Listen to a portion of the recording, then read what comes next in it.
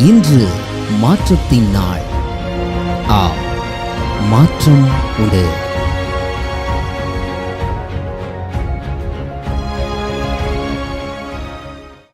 ஆண்டவராகிய இயேசுவின் நாமத்தினாலே மாற்றம் உண்டு என்கிற இந்த அனுதின தியானத்தின் மூலமாக உங்களை சந்திக்கிறதுல எனக்கு மிகுந்த சந்தோஷம். ஆண்டவரும் இரட்சகருமாகிய இயேசுவின் நாமத்தில் உங்களை வாழ்த்துகிறேன். சுகமாயிருப்பீர்கள் என்று இயேசுவின் நாமத்தில் விசுவாசிக்கிறேன். கர்த்தர் உங்களோடு கூட இருந்து உங்களை ஆச்சரியமாக கர்த்தர் நடத்துவாராக.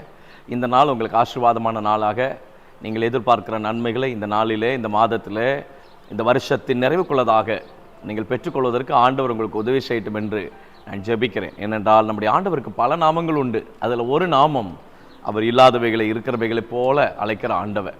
ஒன்றுமில்லாமையில் இருந்து கர்த்தர் காரியங்களை மிக அழகாக உருவாக்கி சிருஷ்டித்து நேர்த்தியாக ஏற்படுத்தின இந்த சிருஷ்டிப்பை நாம் பார்க்கும்போதே நம்முடைய ஆண்டவருடைய மகத்துவங்களையும் நம்முடைய ஆண்டவருடைய மேன்மைகளையும் மகிமையையும் நாம் மிக அழகாக ஆழமாக நாம் உணர்ந்து கொள்ள முடியும். ரோமருக்கு எழுதின நிருபம் 4ஆம் அதிகாரம் 7ஆம் வசனம், Romans chapter 4 verse number 17, அநேக ஜாதிகளுக்கு உன்னை தகப்பனாக ஏற்படுத்தினேன் என்று எழுதியிருக்கிறபடி அவன் தான் விசுவாசித்தவருமாய் மரித்தோரை உயிர்ப்பித்து இல்லாதவைகளை இருக்கிறவைகளைப் போல அழைக்கிறவருமாய் இருக்கிற தேவனுக்கு முன்பாக நம்ம எல்லாருக்கும் தகப்பனானார். As it is written, I have made you the father of many nations in the presence of the God in whom he believed, who gives lives to the dead and calls into existence the things that do not exist. இல்லாதவைகளை அவர் இருக்கிறவைகளைப் போல அழைக்கிற ஆண்டவர். ஒன்றுமே இல்லாதவைகளில் இருந்து நட்சத்திரங்களை பார், கடற்கரை மணலை பார், பூமியின் தூளை பார், இவைகளைப் போல உன் சந்ததியை நான் ஆசீர்வதிப்பேன் என்று வாக்குத்தத்தம் பண்ணின ஆண்டவர். When God calls Abraham, he was nothing. ஆனால் தேவனுடைய வார்த்தைகளின்படி கர்த்தர் அவனை பூரண புருஷனாக மாற்றி எல்லாருக்கும் தகப்பனாக மாற்றினார் என்று வேதத்தில் நம்ம வாசிக்கிறோம். எப்பொழுது நாம் ஒன்றுமில்லை என்கிற சூழ்நிலைக்கு நாமும் வருகிறோமோ அப்பொழுது நம்மிலிருந்து நமக்குள்ளதாக நம்மை கொண்டு ஆண்டவர் தம்முடைய செயல்களை மகிமையாக செய்வதற்கு அவர் உண்மையில் ஆண்டவர். சமீப நாட்களாக ஒரு வார்த்தை பரிசுத்த ஆவியானவர் என்னோடு இடைப்பட்டு கொண்டே இருக்கிறார். நான் அடிக்கடி இந்த வார்த்தைகளை சொல்லி தேவனுடைய பிள்ளைகளை நான் தைரியப்படுத்துகிறேன். இந்த நாட்களிலே ஆவியானுடைய செய்கைகள் உங்கள் மூலமாய் உங்களை பிரமிக்க பண்ணட்டும் என்று நான் ஜெபிக்கிறேன். கர்த்தருடைய செயல்கள் உங்களை பிரமிக்க வைப்பதாக. ஆண்டவரே, உமக்கு முன்பதாக நான் ஒன்றுமில்லை ஆண்டவரே, என்னால் ஒரு காரியமும் செய்ய முடியாது. உம்முடைய துணை இல்லாமல் இந்த காரியத்தை நான் ஜெயிக்க முடியாது. உம்முடைய துணை இல்லாமல் இந்த காரியத்தில் நான் முன்னேறி போக முடியாது. உம்முடைய துணை இல்லாமல் இந்த காரியத்தில் நான் வெற்றி பெற முடியாது. எனக்கு உம்முடைய துணை தேவை. நான் உம்மை சார்ந்து நான் நின்று கொண்டு இருக்கிறேன். என்னை கொண்டு ஆண்டவரே நீர் மகத்துவமான கிரியைகளை செய்ய வேண்டும், உம்முடைய செய்கைகள் என்னை பிரமிக்க வைக்க வேண்டும் என்று யாரெல்லாம் இன்றைக்கு நீங்கள் கேட்டுக்கொண்டிருக்கிறீர்களோ நான் சொல்கிறேன், ஒன்றுமில்லாமலிருந்து உருவாக்குகிற ஆண்டவர், ஒன்றுமே இல்லைன்னா கூட பரவாயில்லை, ஆண்டவர் சமூகத்தில் நீங்கள் வாஞ்சியாய் கேட்கிற ஆமென் உங்கள் விசுவாசத்தை கர்த்தர் இந்த நாட்களில் கனப்படுத்தட்டும் என்று இயேசுவின் நாமத்தில் நான் ஜெபம் பண்ணுகிறேன்.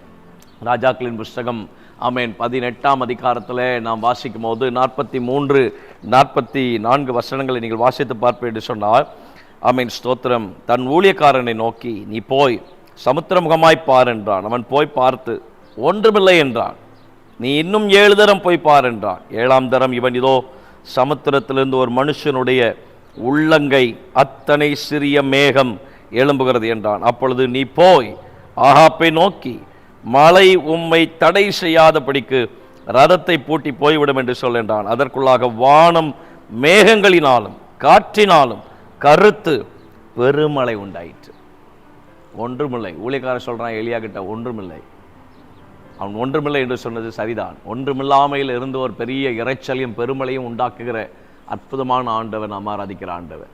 இன்னைக்கு இந்த வார்த்தையை கேட்டுக்கொண்டிருக்கிற நீங்கள், என்கிட்ட ஒன்றுமே கிடையாது, ஐம் நத்திங், எல்லாவற்றையும் இழந்து நிற்கிறேன், ரொம்ப சோர்ந்து போய் இருக்கிறேன், எம்டி ஹேண்டாக நின்று கொண்டு இருக்கிறேன், என்கிட்ட ஒன்றும் கிடையாது, இருந்த ஆட்கள் எல்லாம் போயிட்டாங்க, என்னை நேசித்தவர்கள் எல்லாம் என்னை தனியாய் அனுப்பிவிட்டார்கள், நான் இன்றைக்கு தனித்து விடப்பட்டது போல நான் நின்று கொண்டு இருக்கிறேன்.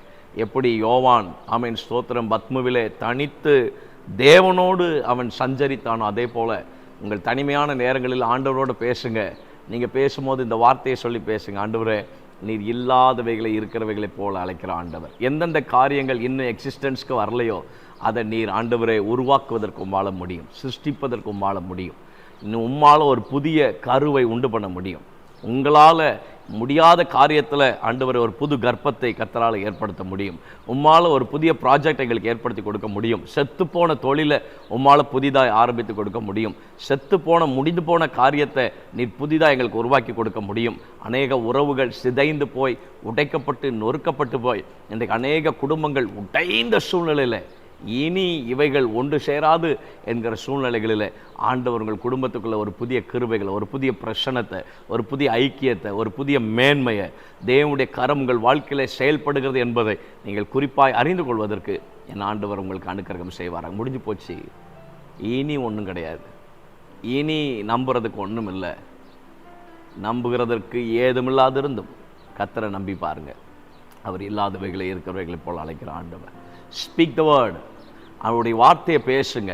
இந்த வார்த்தையை சொல்லுங்க, தேவரே நீர் இல்லாதவைகளை இருக்கிறவைகளை போல் அழைக்கிற ஆண்டவர். இன்றைக்கி என் சர்ச் எம்டியாக இருக்கலாம், இன்றைக்கி என் தொழில் எம்டியாக இருக்கலாம், இன்றைக்கி என் ஃபேமிலியில் நான் ரொம்ப லீஸ்ட்டாக இருக்கலாம், இன்றைக்கி என்னுடைய படிப்பில் நான் ரொம்ப லீஸ்ட்டாக இருக்கிற மாதிரி தெரியலாம், இன்றைக்கி என் குடும்பத்தின் சூழ்நிலைகளிலோ என் தனிப்பட்ட காரியங்களிலோ என் எதிர்கால வாழ்க்கையை குறித்தோ சில காரியங்களில் என் ஃப்யூச்சரை பற்றி என்னால் யோசிக்கவே முடியல. காரணம், ஐ எம் நத்திங்.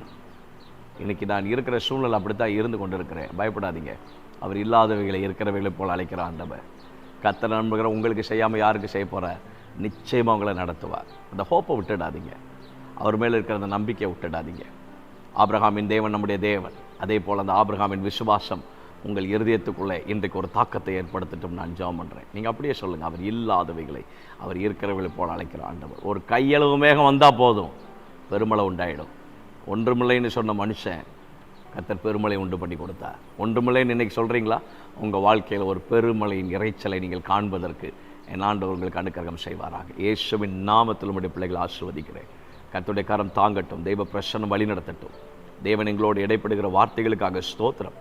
இந்த நாட்களில் உம்முடைய பிள்ளைகளுடைய வாழ்க்கையை கர்த்தர் நீர் ஆண்டவரை கட்டும்படியாக நாங்கள் ஜெபம் பண்ணுகிறோம். ஒன்றுமே இல்லாமல் இருக்கலாம், ஆனால் எங்கள் கூட நீர் இருக்கிறேன், அதுவே எங்களுக்கு ஒரு போதுமானது. ஆண்டவரே, you are more then enough in R life.